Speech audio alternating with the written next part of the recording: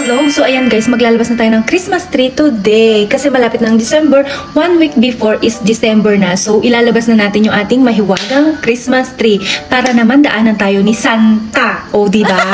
O tara na, let's go! So ayan, at ito na nga, inilabas ko na yung mga pang-decorate at saka yung Christmas tree. Mga pala mga pang-decorate ko is sobrang tagal na nito sa akin. Kaya lang, itinatabi ko siya talaga na mabuti. Talagang binabalutan ko siya para hindi siya magkaalikabok. Para pag magde-decorate ako is malinis na siya. So ayan, at nagsalamin nga muna ako bago tayo magsimulang mag-decorate ng ating Christmas tree. Dekorasyon. Buksan na natin. O kasi itinatabi ko siya. Gusto ko kasi lagi siyang malinis pa din para hindi siya magkaalikabok. So ayan. Tingnan nyo. O, diba? Tingnan nyo, parang bago pa rin yan. Kasi binabalik ko siya is ganyan talaga. O, diba? So, ilalabas na natin ito. Ito, parang mga bago siya. Kasi pag itinabi ko talaga, mga nakaganyan ba yun? O. And, o, diba ito? Ayan. Tingnan yung mga pang-ano ko.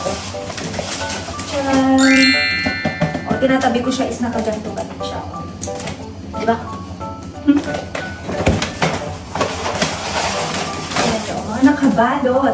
Basta after kong gamitin, ibinabalot ko ulit siya bago ko itabi. So, ayan. So, unahin naman ko na ilabas is itong aking Christmas tree. Diba itong nakabalot pa din?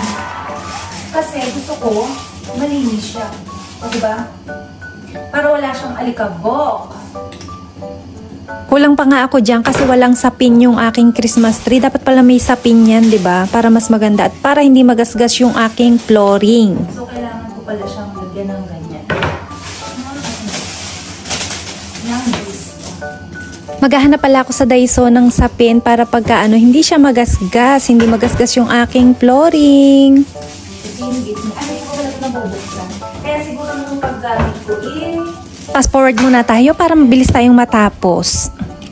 Every year talaga, excited ako maglabas ng aking Christmas tree. Dahil alam nyo ba, nung bata ako, wala kaming Christmas tree. Ang Christmas tree namin dati is yung sanga ng kape. Alam nyo ba yun? Tapos yung sanga ng kape is binabalutan namin yun ng white para magmukhang maganda. O kaya minsan pinipinturahan. O yung mga pangsabit namin sa Christmas tree noon dati ha. Mamumulot kami ng mga balat ng candy, mga iba't ibang kulay, yung magagandang kulay.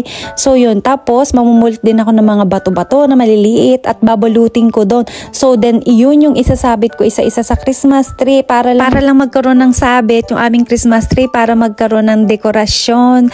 Alam nyo ba, sa amin is okay na yun. Nung bata kami, masayang-masaya na kami pagka ganun ng Christmas tree namin. So ayan, at naghugis Christmas tree na nga siya. Ilagay naman natin tong dekorasyon, itong ating mga palawit o yung mga pasabi. Medyo nahirapan nga akong maglagay dyan kasi ang hirap din naman mag-balance ng mga kulay kung saan mo ilalagay, saan mo isasabi. Napansin ko rin dyan, medyo tabingi nga yung pagkakalagay ko ng Christmas tree. So mamaya ko na lang ayusin pagka nakasabit na lahat. Medyo natagalan nga rin akong mag-ayos kasi medyo malaki nga tong Christmas tree. So siguro mga 1 oras mahigit din ako nag-aayos nito kasi tinitingnan ko kung okay na ba yung sa likod, sa harap, sa tagiliran para maging balance yung pagkakalagay ng mga nakasabit. Kasi ang hirap din talagang mag-isip kung saan mo isasabit, saan mo ilalagay. So ayan, at malapit na nga tayong matapos kasi nailagay ko na rin tong Merry Christmas sa taas. So wala na nga pala akong nilalagay dyan na star sa taas kasi hindi ko na rin abot. Tsaka nasira din talaga yung panlagay ko dyan na malaking star. So bukas, pag ako nagkaroon ng time, bibili ako sa Daiso. Maghahanap ako ng malaking star na panglagay dyan sa taas. Medyo mataas nga din to kaya ako'y tumiti-ay. Tingnan nyo. Ito na ang ating Christmas tree. O diba? Okay na ba?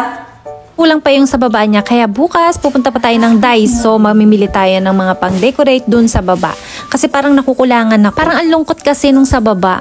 Parang kulang siya. So, parang may gusto pa akong ilagay dyan yung ball, yung Christmas light na ball. So, ayan, at tingnan nyo, ito nga pala siya kapag kagabi. Hindi ko na siya nilalagyan ng Christmas light kasi yung mismong Christmas tree is umiilaw na siya. Yung dulo niya, yung bawat hibla. Hanggang dito na lang at maraming salamat sa mga nagbibigay sa akin ng star. Sa mga hindi pa naka-follow, mag-follow naman kayo. So, yun lang. Bye! Merry Christmas in advance! Ingat kayo palagi. Bye!